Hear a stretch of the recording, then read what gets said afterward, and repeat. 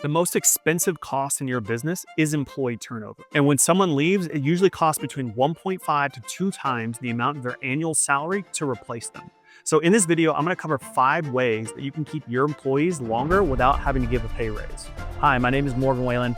I'm a fractional CFO and I work with 6 and 7 figure service-based businesses to increase the profits of their business. So let's go ahead and get started with number 1. It's giving recognition. 79%, so 8 out of 10 of employees that leave organizations cite that they felt that they weren't being recognized inside their organization. If you just give 60 seconds a week to where you recognize 1, 2, 3 individuals, a little bit of praise goes a long, long way.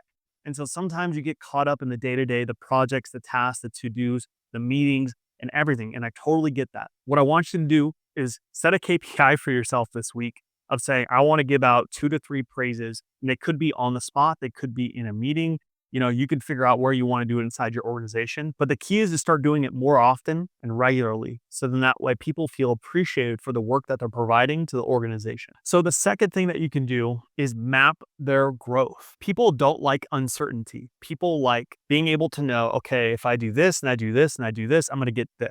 Right? The human nature. When you have someone joining your organization, or maybe even with the team that's already there, you should have a growth path set out for them to know where they are, and then based off their own goals and their own ambitions, where they can go if they stay with you a year from now, 2 years from now, 5 years from now. But it's very, very important that they know and they can see an opportunity. Because I can speak from personal experience. I was in the military for 10 years and I had jobs outside the military. And as soon as I felt like there was a big, huge ceiling put above me and I couldn't rise anymore, and it was going to take years and years and years to be able to get that next growth opportunity. That's immediately when I left the organization, because I was like, okay, there's no more room for me. I've grown to my limit here. Let's move on to the next thing.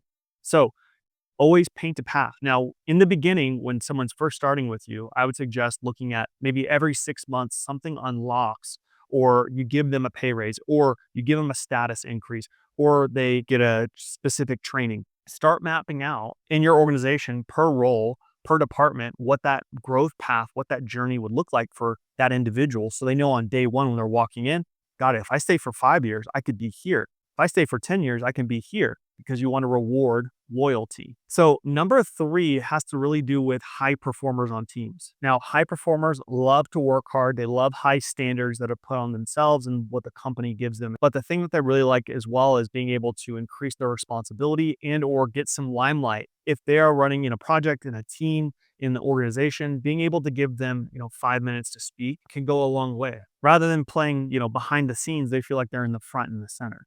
And so some people value that. Some people value being in the spotlight. Others could care less. Again, you want to pick and choose these depending on your team and that specific person and what they value. But giving the person the ability to run the sprint or to run the meeting or to make the call will really help in an organization being able to pass on some of that responsibility down to their level, or that ownership down to their level. So the fourth one is having a growth culture. Companies that have a learning culture have a 57% higher retention rate with their staff. If you don't have a learning or growth oriented culture, you got to figure out, how can we implement that into what we do? Now, you don't want to take away from the mission, you don't want to take away from the productivity, but how can we factor in some growth talks into our meetings? How can we set aside some time to learn new things? And I think it was at Google where I think they had about 20% of each employee's time was just segmented to learn new things. So 80% of the time was to focus on their main job, their tasks, and then 20% of their time was focused on, okay, go outside of your industry, go outside of your bubble that you're in on a day-to-day basis, learn new things, right? Because when you start talking to other organizations like sales or marketing, let's say you're a software designer and you're in product the whole time, when you branch out and you learn from others in different departments, it may help you in what you're doing on a day-to-day basis. You just may not see it, but the more you learn, the more you're able to connect dots and be able to then draw better conclusions or make better directional decisions in your company. I think one of the crucial things here too is to understand that in order to learn, you have to be outside your comfort zone. And to be outside your comfort zones means you're going to make mistakes. A lot of people grow up in a academic culture where good grades or A's were rewarded. A lot of times you have to break that a little bit, because you're like, listen, we don't want to reward A's. We want you to mess up. We want you to fail, because we're trying new things. And so when we try new things, we don't expect it to be perfect on the first try. But we do expect everyone to learn from the failure that one person made. So then that way we're not repeating failures over and over and over again. In organizations where you can fail fast, fail often, but then iterate and grow so you're not making the same mistake twice, you're definitely going to move a lot faster overall.